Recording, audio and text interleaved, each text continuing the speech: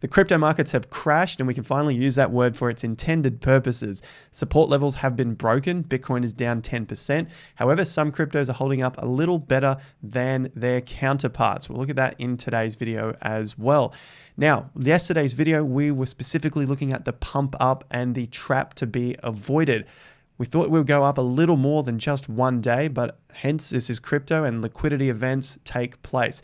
Let's have a look at why this is happening, what we can do moving forward, and the potential major significant low still looking to come into the market this year in 2022. The hopium out of all of this is that we're getting closer to that significant low, that turning point where all of the bulls have been killed, the bears are in control, and then we have to flip back into the bullish state. The only time we can get back to a bull state is once all the bulls have been killed, everyone is bearish, then the market flips. The exact same happens at the tops, and this is just part of market psychology. I'm doing my best to slaughter the bulls on Twitter. If you want to follow me over there, links are in the video description. Don't get scammed. Use the official links only. And also, thank you to our video sponsor today, SwiftX. SwiftX is the most trusted cryptocurrency exchange in Australia, and they've just upgraded their staking features to Earn, which now includes Bitcoin, Ethereum, stablecoins like USDC and USDT, and an Aussie stablecoin, True AUD. Now you can get up to 5% for the AUD, 6.7% for the USDTs, and Bitcoin and ETH up to 5.1%. I'll leave a link to this in the video description if you want to sign up, verify your account. You can get $10 of free Bitcoin and go ahead and start staking things like Axie, which is up to a crazy 101%, plus plenty of other cryptocurrencies that are crowd favorites like ADA, Polkadot, and Solana. Now to the market analysis. Fear and greed at 22, still not a buy signal for our fear and greed plan. However, the market is looking relatively weak, and you can see just over the last couple of months, we're still tracking at these low prices, these low levels of 20 to 30 in the fear and greed plan. So the market sentiment is still pretty crazy. Now we're always taking a look at this because we can see the market get pumped up. Don't forget that end of March where you had all the perma bulls, the perma Ethereum holders, the influencers talking up Merge 2, the Ethereum 2.0. Never forget these things. And on-chain data, I mean, I personally have thrown that out the window a long time ago. The reason being is I don't want more analysis. I don't want more indicators. I want less, and I want to use the stuff that works. And of course, the stuff that works for me. It might not work for you. So always do your own research and hit that like and subscribe button. Thanks for all of your support and your comments. All right, so the news headlines: Luna Foundation Guard further bolsters stablecoin reserve by raising 1.5 billion in Bitcoin.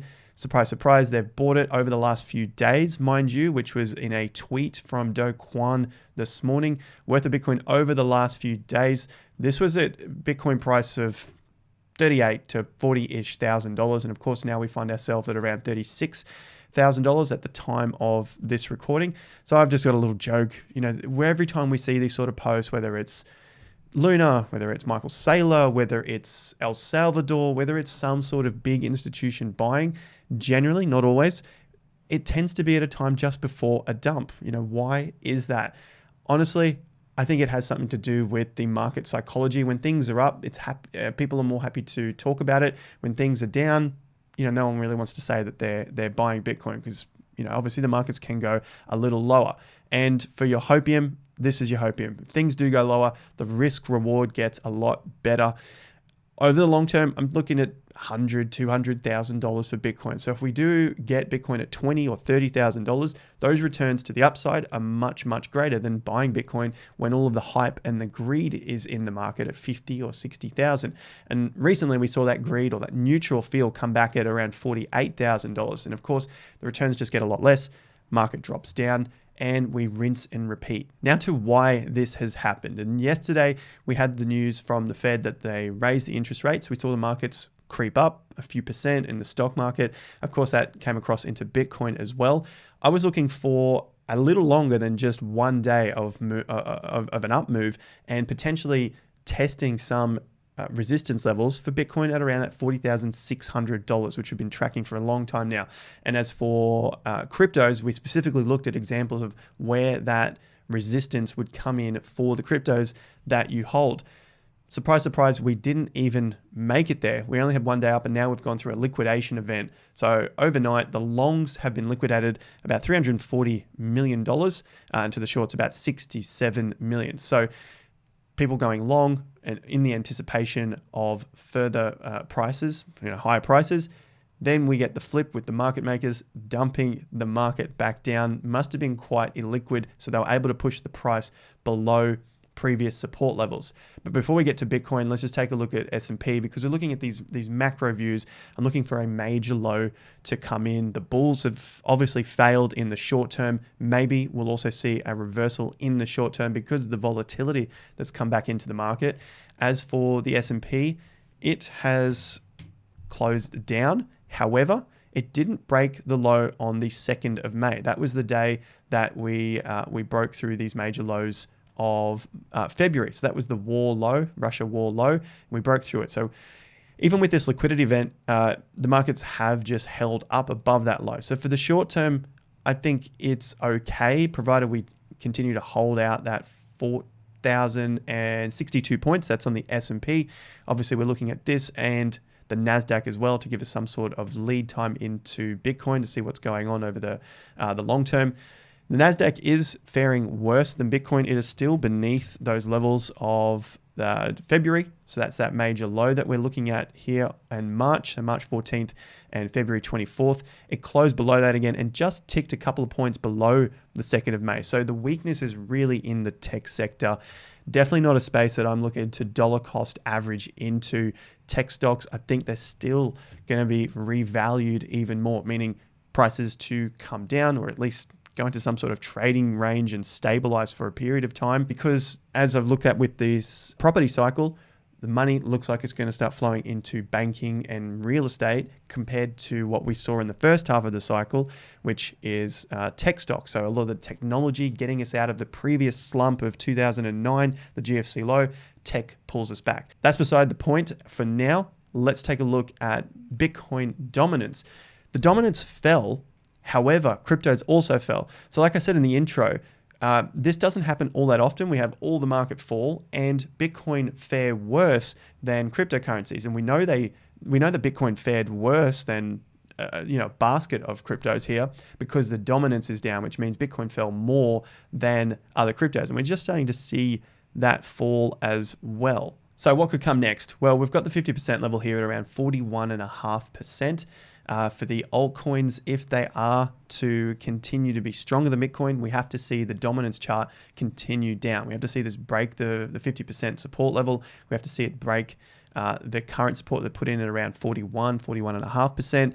And that would generally mean that alts will be holding their value better than Bitcoin. However, would probably still see the dollar values continue to drop across the board. It just means that the percentage might be a little less for major alts because that would then push this chart down. Before we get into the long-term analysis of Bitcoin, just a reminder, it's early in the month. So people that have been hanging out to get into our Patreon for our weekly group calls, altcoin portfolios, our crypto trading for beginners, go and check out the link to Patreon in the top of the video description, as Patreon bills the first of every month. So if you get in early, you'll get that entire month. And if you want to get the annual, to get the 16% discount, you'll then get May for free as well. So you essentially end up with 3 months for free if you get onto the annual membership early in the month. Now to Bitcoin over the last 24 hours. Well, the bar here on the 4th FOMC meeting, last night we had the crash on Bitcoin. It has broken that significant level at around $37,500. The good news, a little bit of sprinkle of hopium that I can put on here, is that we did bounce off the lower levels here at about that 35, 36,000. So we didn't make it all the way back to the previous lows at 34 and also at 33. So if this is the short-term capitulation reversal, we really need to see Bitcoin hold up now, start to put in a low, and then move its way back above first target, $37,500, which is this line across here. And then, of course, the same deal again, start to move higher, break that 40,600. And then now that we've had to move our 50% level because the market continues to get lower, that next level is at around 42. But I'm still going to look at 43 because that is the peak before the market turned down back on the 21st of April. So my levels, 37,500. 40,500, 43,000. There is a lot of work to do ahead of Bitcoin. So the hopium to the upside is quite difficult. The hopium to the downside is we get cheaper prices, but we'll have to go through the pain in order to get there. Now moving to the larger term time frame, again, we're looking at the weekly chart. So these moves take a lot longer to happen. It's not going to happen over the course of a week, maybe not even a month. It can take many months, as we've seen from the top in November. So we're coming up now to almost dead on 6 months since that top in November. And the old bear flag that has shown up from the top to the bottom, you can see we've got a little bit of a flag pattern here, is looking like it wants to break down. Now, I'm not sure if this is going to go straight down in another pole fashion like we saw at the top here. Maybe we come back, test the lows, come back up, give us a bit of hope again, retest the underside at around high 30s to 40,000 before heading back down, testing these levels, and then again. So there's many ways that this can play out, and it can take some time. The point is that we want to keep watching the support levels to see if the pattern is continuing or if the pattern will be invalidated. And so we can start to see that if we do see a shorter drop down and then moves up with higher lows and then start to break those levels, which we just talked about. That would be a possibility of the bear flag being invalidated and we don't get those lower prices. On top of that, there is the 200-week moving average. Now, I don't use moving averages very often, but the 200-week looks pretty reasonable over the course of Bitcoin's entire history, coming back to test that in nearly every bear market. Now, I don't get too caught up in the terms bear, bull, whatever. At the end of the day, I want to make money, and the money that ends up in my bank account as profits isn't labeled bull or bear. It's basically the money that is there. I believe that is the same for you too. If we get caught up on the names and the words, then you start to get pulled into different tribalist groups and you lose track of the picture that is ahead of you. So we're really trying to read through the pattern here on the chart rather than get held up in bulls or bears. So to the downside, the 200-week moving average is now sitting at $21,700. And of course, while we hold up above 30 to 60 grand, so while we're in this trading range, that is then bringing the moving average up. And over the course, potentially over the next few weeks, we start to move into maybe the mid-20s. The mid-20s is looking a lot better for me. I like the mid-20s as a potential low. Reason being is that it takes out these lows here. So the lows at around $28,000, $29,000.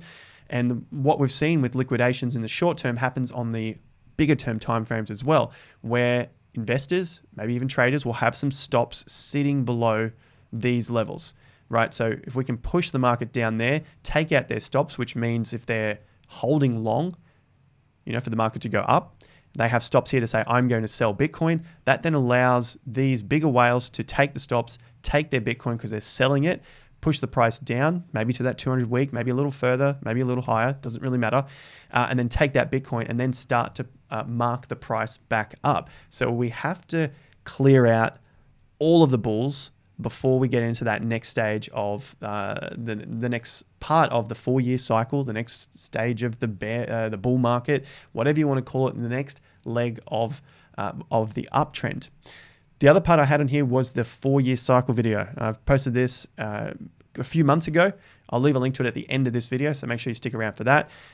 All that's on here is the 4-year cycle data. So I'm just looking at repeating ranges, 4 years. Within the 4 years, they're around that sort of 12 to 18 week periods of low to low. That's what we've seen here.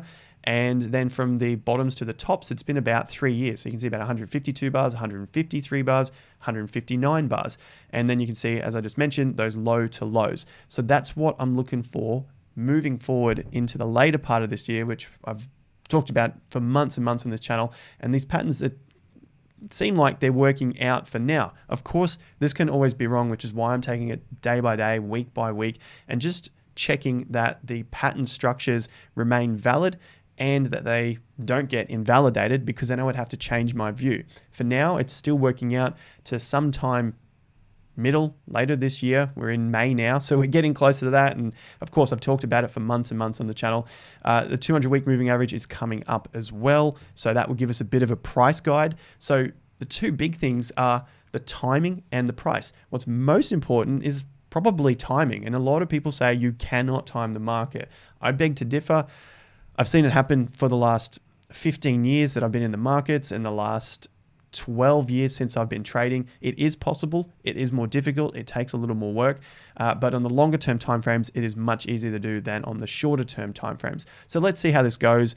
Let's see if it is invalidated or not. Remember, nothing is guaranteed, but at least we have a roadmap to get there. And that allows us then to sleep a little bit easier at night, knowing that the pattern is still in play, and we just have to wait and be patient. So the picture for the macro low is still holding up for now. The moving average still looks like it should get there, and it'll give us a bit of a price target. The timing still seems on track to get there. Potentially it's a major low, potentially it's a high low. We don't know yet, but I think there's still a significant low to come in the market. I'll leave a link to the video right here, so make sure you stick around for that and check out the links in the video description for SwiftX, for Bybit, and of course for Patreon as well, if you want to join us for the weekly group calls.